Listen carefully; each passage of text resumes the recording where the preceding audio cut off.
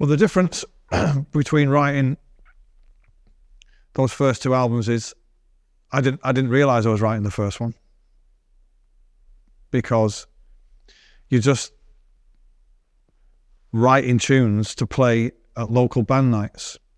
So your little half an hour set or whatever it is, you know, we did quite a few, maybe a dozen.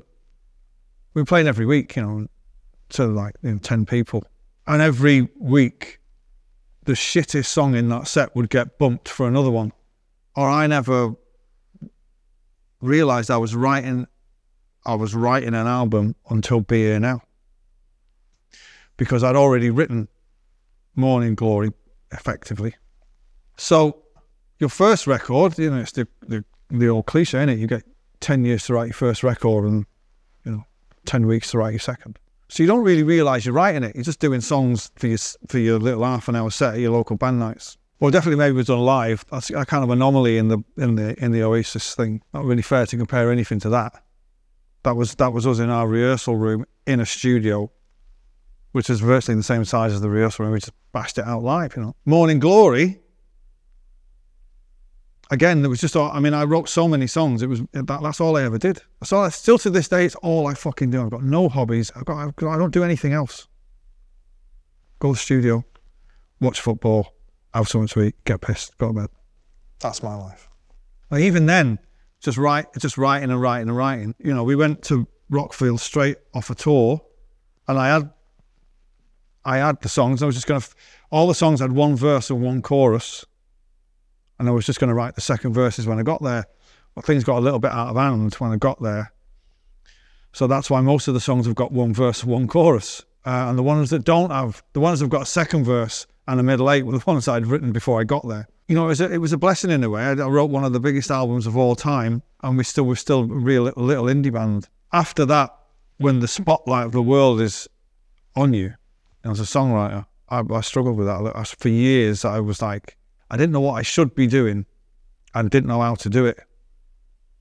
And I'd got paid and I wanted to have a fucking good time, you know what I mean? It took me a good 3 albums to kind of be not asked about it and just fucking write, you know what I mean? So the first 2 albums I take it as one period, you know what I mean? Because they were all written pretty much around the same time. I mean, All Around the World was written in 1992.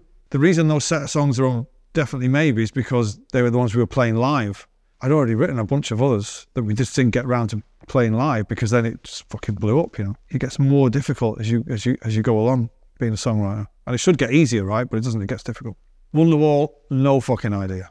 I have no idea why every conceivable fucking race of person on this planet gets Wonderwall. I guess it's because those first 2 records, you're not trying to second guess yourself. You're just writing from the heart. You know, it's instinct. Then after that, you're a fucking big songwriter. I've got an Ivan Novello. You know what I mean? I've got to be doing something a bit different than this, you know. It's when you start wearing a hat, getting a fucking tiger. I guess because they're coming from a place of innocence and truth, and then you become a big corporate part of the machine. I mean, it's different for everybody. Some people thrive on it, you know what I mean? But I struggled a bit with it, I've got to say. Well, thank God I got those first 2 albums in there and before anybody realised I was a bit of a chancer. And then by the time I'd learned how to do it properly, we went into the 2000s then. But I guess the one thing you've got to have as a songwriter, I think, is you've got to trust in your own instincts and you've got to be fearless and not fucking listen to anybody else. If you haven't got those things, you should be a professional songwriter that sits in a shed and writes songs, you know, for pop stars. Then you do listen to other people and, you know, then you do give a shit because you're trying to get it on the radio.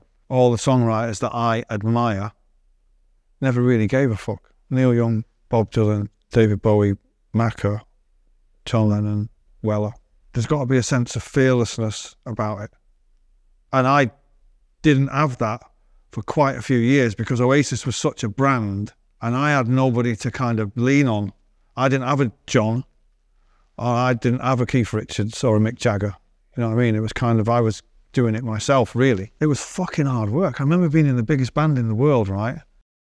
between 95 and 97 and thinking, when is this going to fucking end? This is just, it's hard work, you know what I mean? It's like, no, I was writing all the fucking songs, doing all the fucking interviews, coming up with all the ideas for the videos, doing the gigs, and it's just like, I need a holiday and a hug.